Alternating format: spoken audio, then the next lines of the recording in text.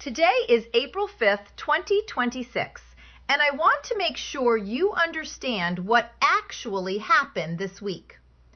On Tuesday, March 31st, President Trump signed an executive order called Ensuring Citizenship Verification and Integrity in Federal Elections. The press is covering it the way they cover everything he does.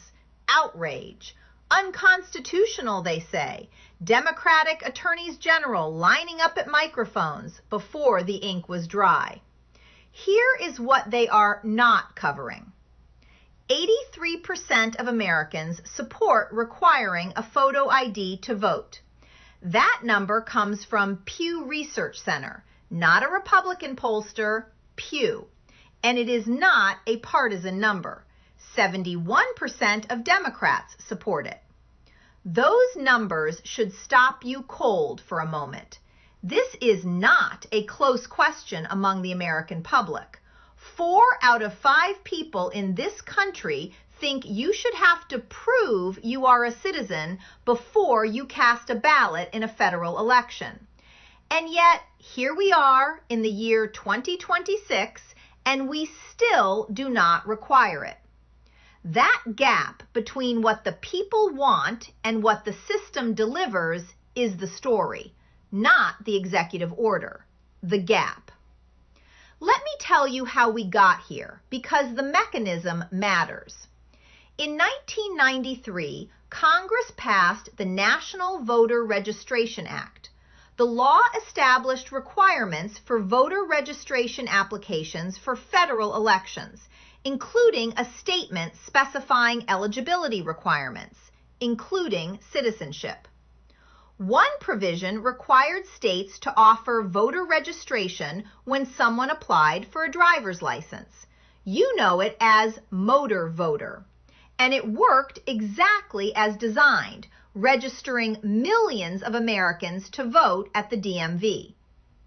Here is the part nobody in Washington wanted to talk about for 30 years.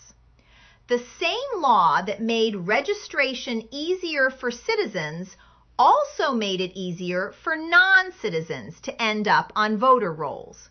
Not through fraud, not through conspiracy, but through bureaucratic slippage.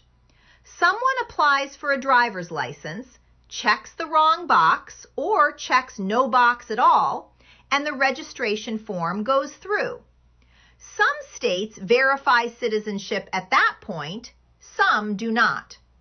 The result, compounded over 3 decades, is voter rolls that contain a number of people who should not be on them, and a federal government that never built a reliable system to find out who they are.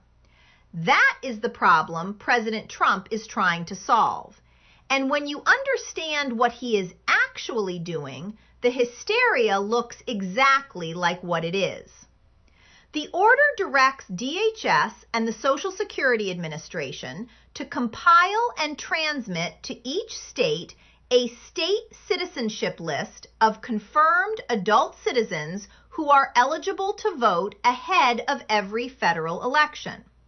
That list will be updated and transmitted no fewer than 60 days before each regularly scheduled federal election, and individuals and states will be allowed to access, update, or correct records. The order also directs the Postal Service to initiate rulemaking requiring that mail ballots be sent only to voters on a pre-approved state-provided list.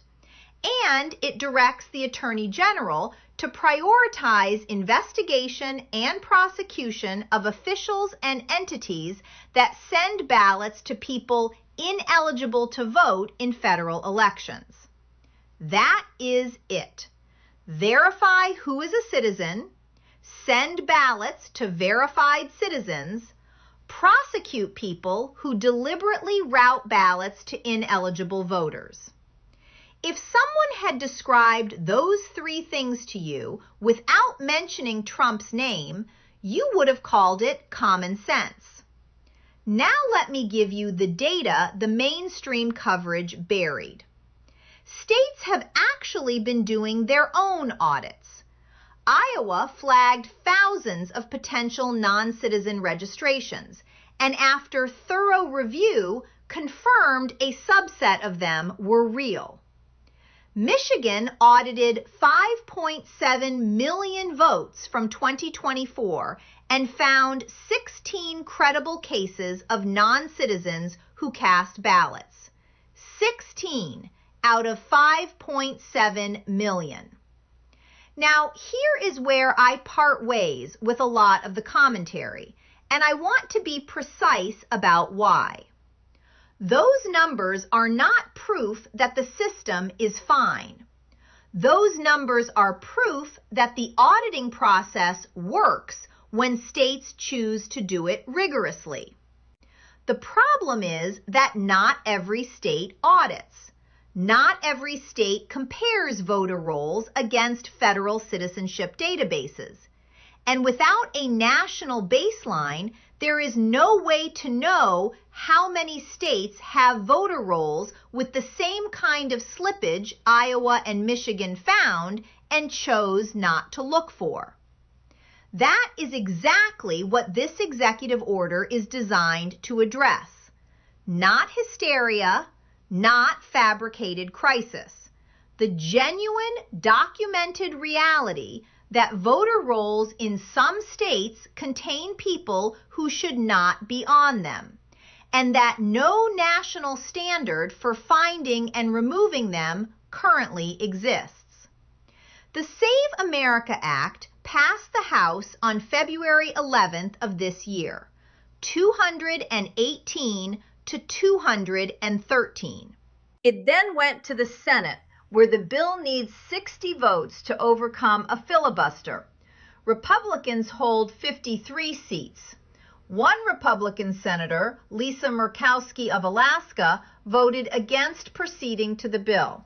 The rest of the obstruction came from Democrats who do not want this bill to reach a vote on its merits. The Senate adjourned for a planned recess until April 13th without putting the full bill to a vote. So President Trump did what presidents do when Congress refuses to act. He signed an executive order. The press is correct that the order faces constitutional questions. Election experts say the order was unconstitutional, and voting rights advocates and Democratic state officials have pledged to sue to block it. That is not in dispute. But here is what the constitutional argument misses. The order sets a 60-day deadline for USPS rulemaking and a 90-day deadline for DHS to establish the infrastructure needed to compile and transmit state citizenship lists. Election law experts across the spectrum have questioned whether these systems can be fully operational before November 2026.